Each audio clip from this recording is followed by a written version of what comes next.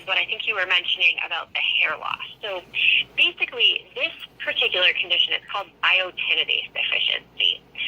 And I actually want to be pretty reassuring about your results, meaning that your specific genetic change that you were found to be a carrier for is associated with the partial biotinidase deficiency. So classically, what we think of with this condition is that for somebody who has those two mutations, they're not able to use a vitamin called biotin as effectively as someone who doesn't have this condition.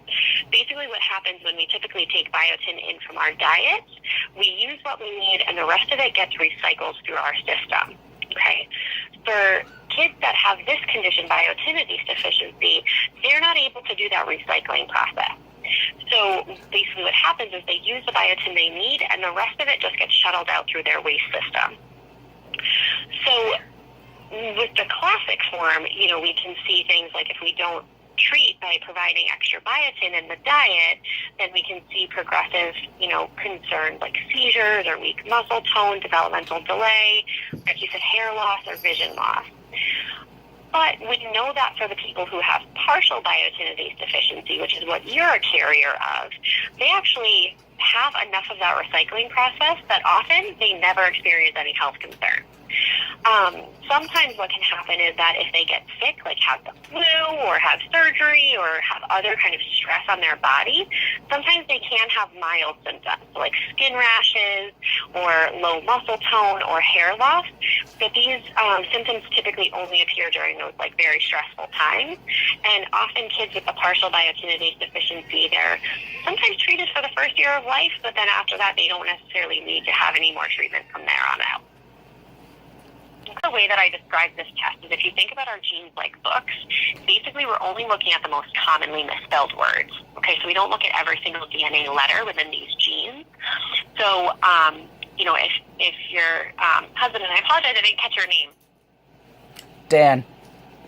Dan, okay. So Dan, if you're found to be a carrier for one of the common changes, then that would be that 25% chance. But if you're not found to be a carrier by that test, then we would reduce the chance of having a child with any form of this condition to about 1 in 1,400. Okay. There is also an option of doing something called gene sequencing, which is just a more comprehensive test that looks at every single DNA letter. And that would, of course, if it came back normal, that would essentially eliminate the chance of having a child who's affected. And if it came back positive, again, we'd be talking about that 25% chance, but low likelihood that a child would have a severe presentation. Okay. Nephrotic syndrome. So you mentioned that this has to do with the kidneys. So basically our kidneys, their whole function in our body is to sort of be, a kind of a filter for our urinary output. And really what happens there is that a lot of protein is absorbed or moved around through the kidneys and the liver.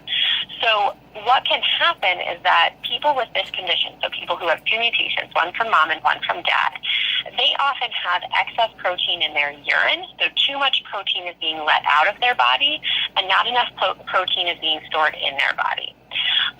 This can also lead to sort of abnormal levels of cholesterol, and sometimes cause, swelling, like water retention or swelling of the feet and hands. Typically, when we see this, it's, someone who's affected. We usually see signs around age 2 or sometimes earlier.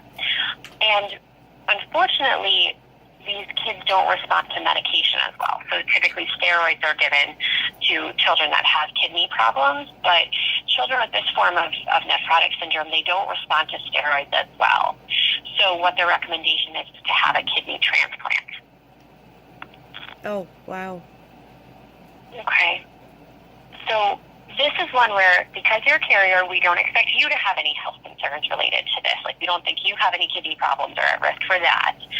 But if Dan is also a carrier for this condition, again, it would be a 25% chance that a child could be affected. Okay. The challenging part with this condition, too, is that we don't have the same sort of risk number. So you know how I said that if his testing was normal by the carrier map, then we could reduce the biotinidase to, 1 in 1,400. For nephrotic syndrome, we really don't have as good of numbers about like, well, what is, you know, is there a certain ethnic group that's at a higher risk, or, you know, what is the general chance that somebody could be a carrier? So if he has the common changes, that carrier map test, and is normal, we would predict that the chance to have a child who's affected with this condition would be less than 1%. At that point, to do gene sequencing, looking at the gene in its entirety, then again, sort of the same numbers would apply, where if he was positive for one of the less common changes, it would be that 25% chance of each pregnancy, where if it was negative, then we would, you know, basically get it as close to zero as we could get it. Okay. Okay? Any questions about that? And would dialysis or anything help? Yeah, you know, so dialysis tends to be an option while waiting for transplant. It's not sort of a long-term cure, so typically the only, you know, cure would be a transplant. Okay. Okay. Do you have any questions? No? Okay, thank you.